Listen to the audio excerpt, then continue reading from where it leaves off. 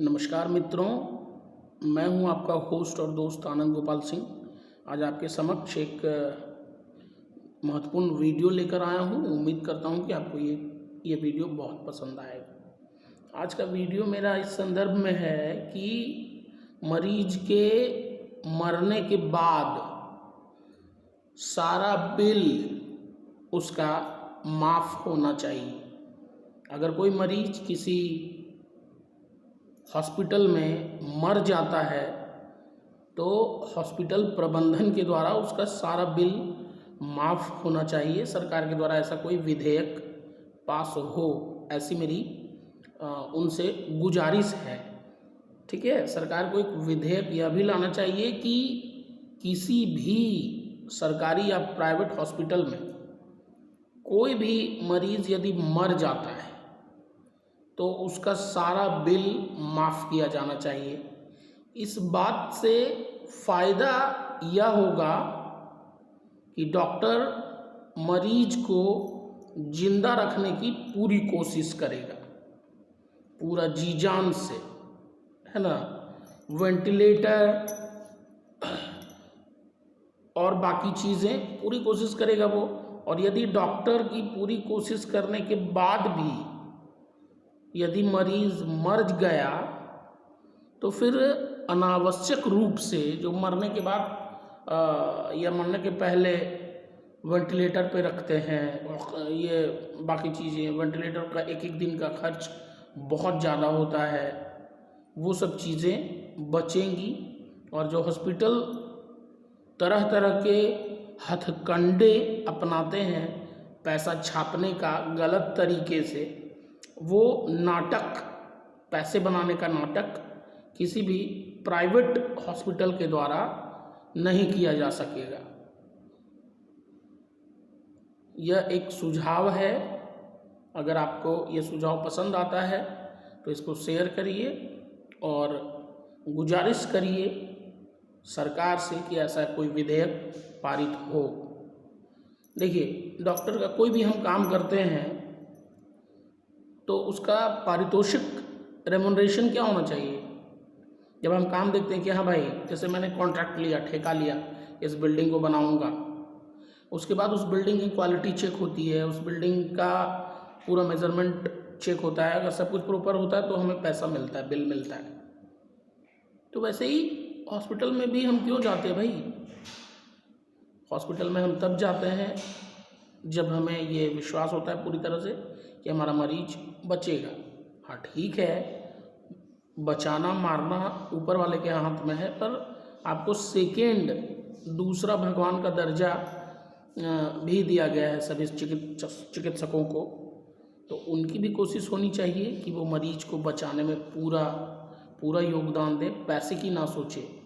अभी कोई मरीज मर रहा है तो पहले उसका भी ये जमा करिए, बिल जमा करिए, 50,000 तो 1 लाख तो 5 करोड़, ज़मीन बेचते बेचते देते जाइए, ज़मीन बेच के, जेवर बेच के, किडनी बेच के, शरीर बेच के, भिखारी बन के, भीख मांग के देते जाइए और एकदम लेते जा रहे हैं। देखिए, मैं बहुत कड़वा बोल रहा हूँ पर सही बोल रहा हूँ कि आज भारत में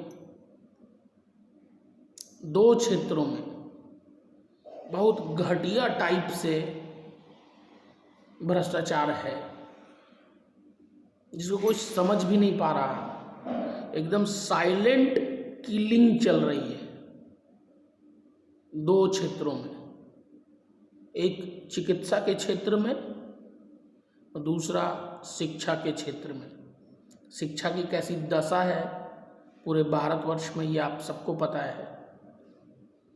प्राइवेट स्कूल आज बिजनेस का अड्डा बन गए हैं, वाइट मनी। जितने बड़े बड़े माफिया, चोर चकार, बदमाश, गुंडा सारे स्कूल खोल रहे हैं अब, क्योंकि उनको पता है कि यहाँ पे बहुत ज़्यादा पैसा है। White money, white collar job है ये। स्कूल एडमिनिस्ट्रेशन फ़ी के नाम पर, रीएडमिशन के नाम पर, डेवलपमेंट फ़ी के नाम पर और नई नई चीज़ों के नाम पे जो है वो पैसे ऐंठती ही ऐंठती है। रिक्रिएशन करा रहे हैं, टूर पे जा रहे हैं तो यहाँ जा रहे हैं तो वहाँ जा रहे हैं, म्यूजिक क्लास का प्रिपरेशन करा रहे हैं, बाकी चीज़ें कर रहे हैं, एग्जीबिशन कर रहे हैं, है ना। डिस्ट्रिक्ट कलेक्टर कमिश्नर को निमंत्रण दिए हुए हैं, बहुत बड़ा फंक्शन कर रहे हैं और इन चीज़ों के नाम पर बहुत ज़्यादा पैसा लूटा जाता है।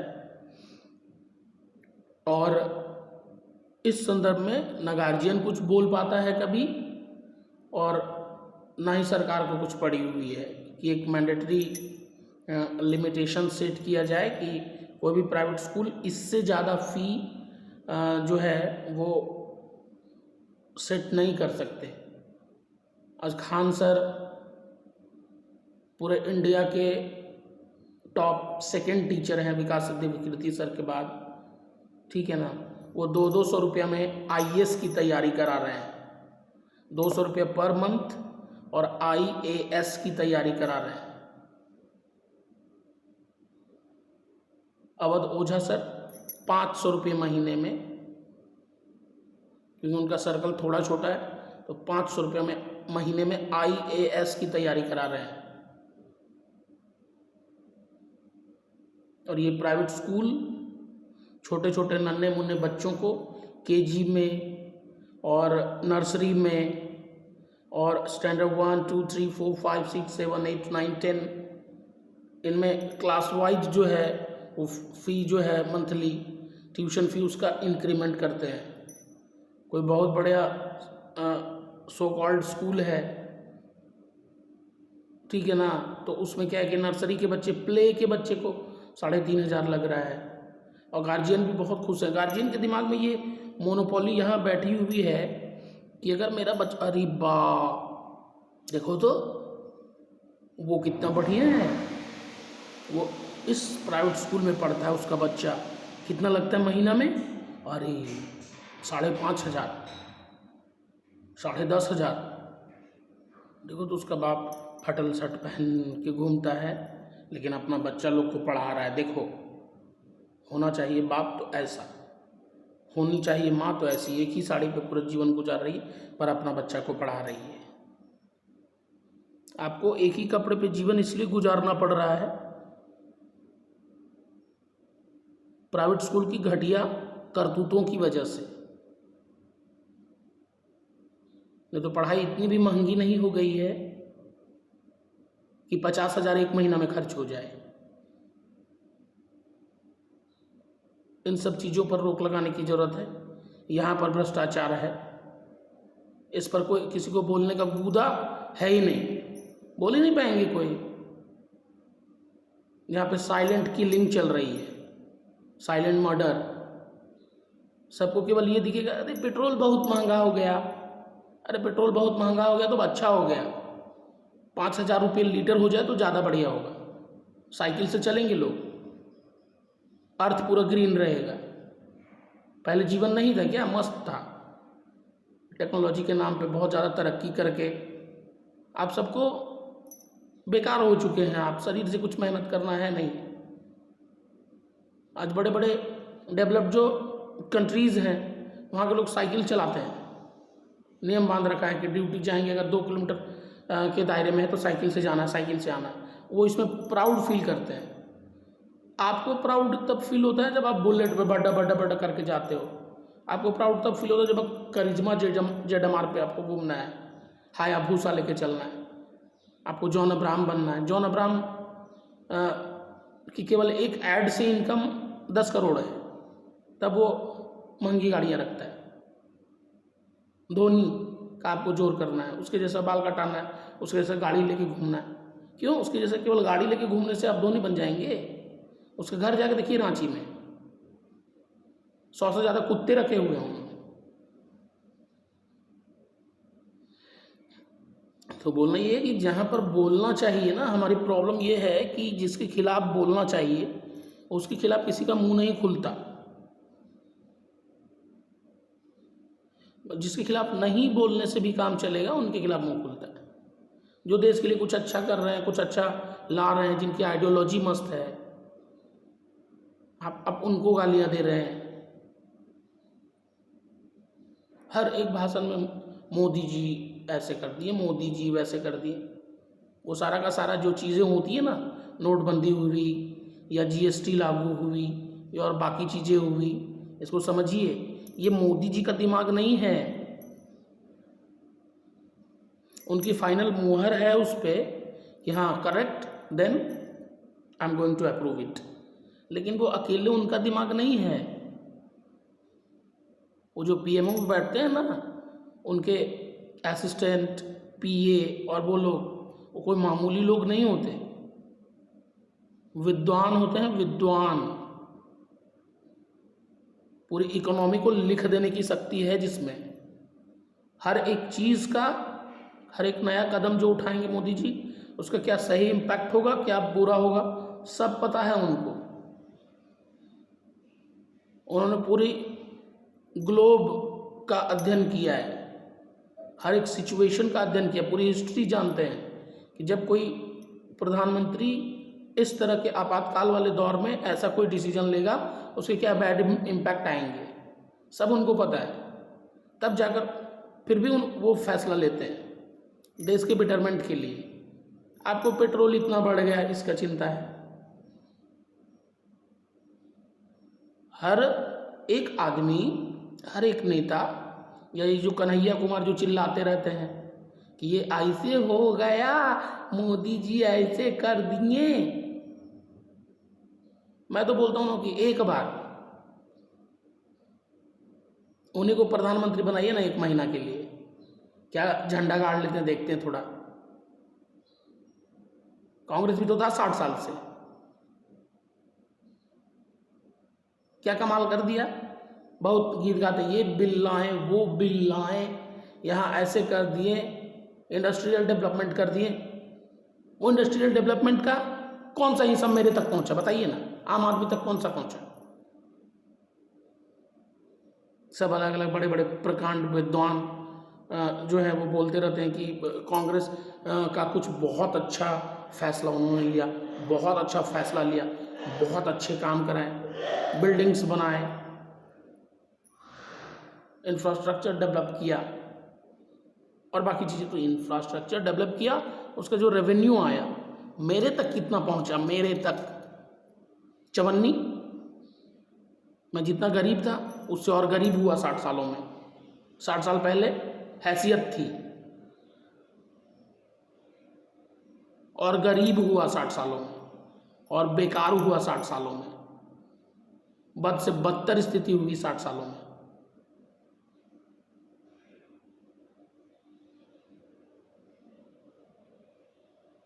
और सब बोलते हैं प्राइवेटाइजेशन हो गया, सबका निजीकरण हो गया, मोदी जी सब बेच दिए, सब बेच दिए, ये कर रहे हैं, निजीकरण कर रहे हैं। कांग्रेस के काल में निजीकरण नहीं था, प्राइवेटाइजेशन नहीं था,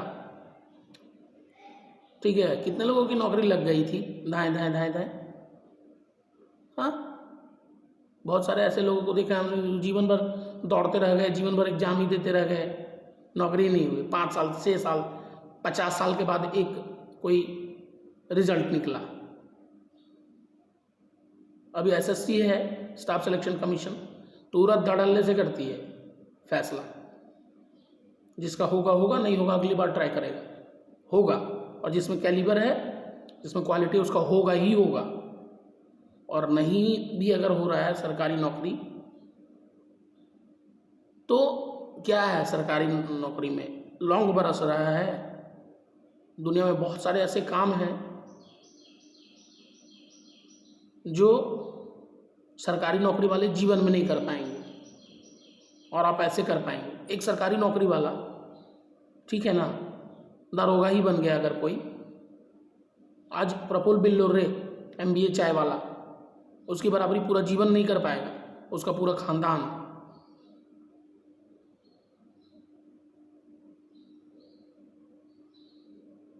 पैसे में और बाकी चीज़ों में। हाँ, एक वो सितारे जो लगे होते हैं यहाँ कंधे पे, वो एक गर्व की बात है। देश सेवा का अवसर मिला है लोगों को, पर कितने लोग इसको गर्व के साथ देखते हैं। हर आदमी को आज नौकरी इसीलिए चाहिए, बड़ी नौकरी, बड़ा बड़ा घूस दे के जाना चाहते हैं, क्योंकि उनको लूटना है। फिर वहाँ जाकर कितना देंगे, 50 लाख तो 5 करोड़ कमा लेंगे 5 साल के बाद। तो इन दो चीज़ों में, दो क्षेत्रों में बहुत अधिक करप्शन है, और इस करप्शन को हटाने की बहुत ही ज़्यादा ज़रूरत है। एक स्वास्थ्य जहाँ साइलेंट किलिंग चल रहा है, और एक शिक्षा, इन दो मुद्दों पर बात होनी चाहिए कि कहाँ गलत हो रहा है। इन दो चीज़ों पर जरूर बात होना चाहिए। आज जितने सरकारी स्कूल हैं, मिड डे मील, मध्याह्न भोजन योजना, बच्चे छोटे छोटे स्कूल के, गांव और दूर दराज के, वो क्या बोलते हैं उसको, वैसे बच्चे जिनके गार्जियन को नहीं है उतनी समझ की शिक्षा इतना ज़रूरी है। बहुत सारे ऐसे ग्रामीण इलाकों के बच्चे जिनके गार्जियन को केवल ये करना है कि किसी तरह अपना जीवन यापन कर लेना, पौआ मार लेना, टाइट हो जाना है, तो उनके बच्चों तक पहुंचने के लिए सरकारी स्कूल के प्रधानाध्यापक को और बाकी लोगों को प्रयास करना चाहिए। उनको मुख्य धारा से जोड़ने की ज़रूरत है, क्योंकि वो भी हमारे देश के भविष्य हैं। ऐसा नहीं कि कोई गरीब है, कोई हरिजन है, कोई आदिवासी है, या कोई और कुछ है, तो उनको मुख्य धारा से जोड़ने की ज़रूरत है, उनको पढ़ाने की ज़रूरत है। ऐसे नहीं कि आरक्षण दे दिए, वो पढ़ा कुछ है नहीं, दिमाग के नाम पे कुछ नहीं है उसके पास, और आरक्षण के दम पे बन गया टीचर। बहुत सारे वीडियोस में आपने देखा भी होगा कि हमारे देश के शिक्षा मंत्री कौन है? नहीं, अरे नहीं पता, सरकारी टीचर बन गए। अच्छा बताइए कि हमारे देश के द्वितीय प्रधानमंत्री कौन थे? नहीं पता। वो न्यूज़ चैनल पे बोल रहे हैं, यूट्यूब चैनल पे बोल रहे हैं, पूरी दुनिया देख रही है।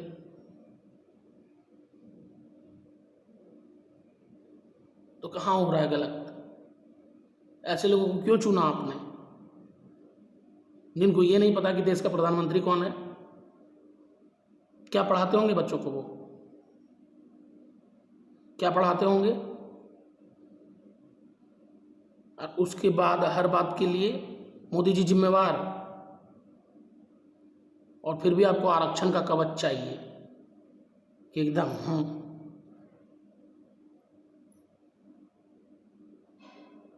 आरक्षण ठीक है, वो जो लागू किया गया है बाबा साहब के द्वारा, उस पर बहुत ज़्यादा कटाक्ष नहीं, पर आरक्षण से भी जो नौकरी ले रहे हैं उनमें भी क्वालिटी है कि नहीं, ये चीज़ें ज़रूर देख लें। क्योंकि देश की शिक्षा व्यवस्था जो है, एक टीचर में क्या होना चाहिए कि वो बच्चों को दे सके, जो खुद देश का प्रधानमंत्री नहीं बता पा रहा है, बच्चों को क्या बताएगा वो?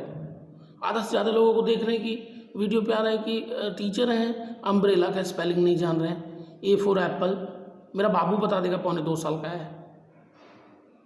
टीचर कैसे बन गए आप?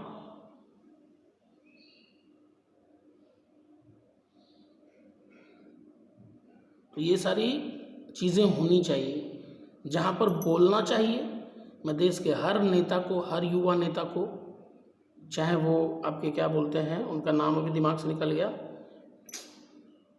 कन्हैया कुमार के बाद एक और हैं अब जो बोलना शुरू किए हैं, तो इन सब चीज़ों पर भी कभी बोलिए। और हर चीज़ के लिए मिला जुला के आपका एक होता है कटघरा, वो प्रधानमंत्री जी, उन्होंने ऐसा करा दिया। कांग्रेस का शासन था तब तो एकदम सब रामराज था, एकदम बाघ और बकरी एक ही घाट का पानी पी रहे थे कांग्रेस के टाइम में। करप्शन के नाम पे तो कुछ था ही नहीं। अब तो करप्शन कम हुआ है घटिया लोगों। आधार से जब सब कुछ जुड़ा है। पहले टेबल के नीचे कितना माल दिया गया है ना, ये उस अंधे को भी दिखना चाहिए। हर चीज में घूस। एक कॉलोनी लेना तो 10,000, 20,000, 50,000। एक कॉलोनी इंदिरा आवास में घूस। जमीन का रसीद कटवाने जाओ उसमें घूस।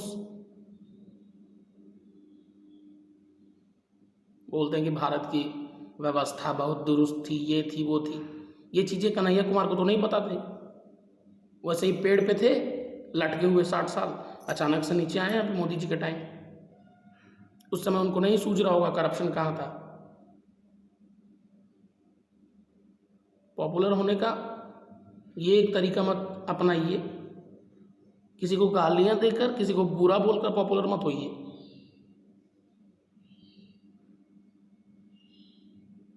पॉपुलैरिटी हासिल करिए अपने किरदार में। आइए ना मार्केट में, लड़िए चुनाव, खिलाफ में लड़िए मोदी जी के, जीत जाइए एक बार आप।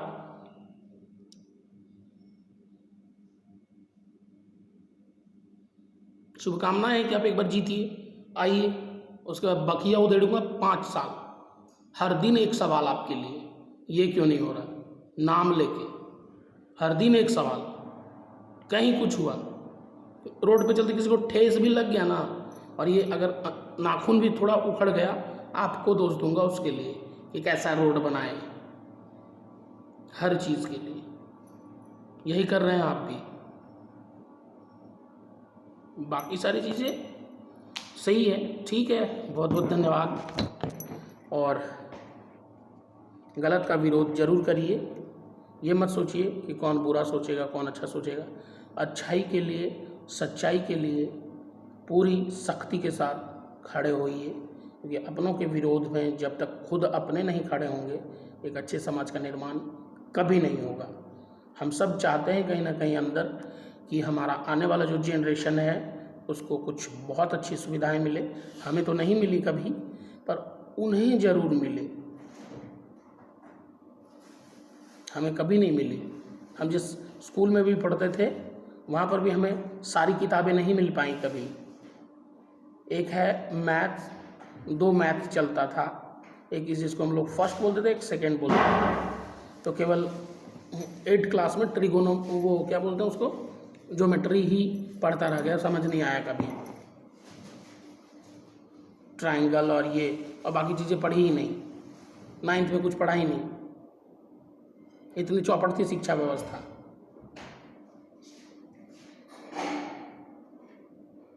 पिछले 60 सालों से आज उसमें कुछ सुधार हो रहा है और होने की भी जरूरत है। कहीं ना कहीं इसके लिए शिक्षक भी जिम्मेवार है। सरकार और प्रधानमंत्री जी नहीं आएंगे क्लास लेने पढ़ाने, शिक्षकों को पढ़ाना पड़ेगा। बहुत बहुत धन्यवाद। आपका दिन शुभ हो। Have a nice day.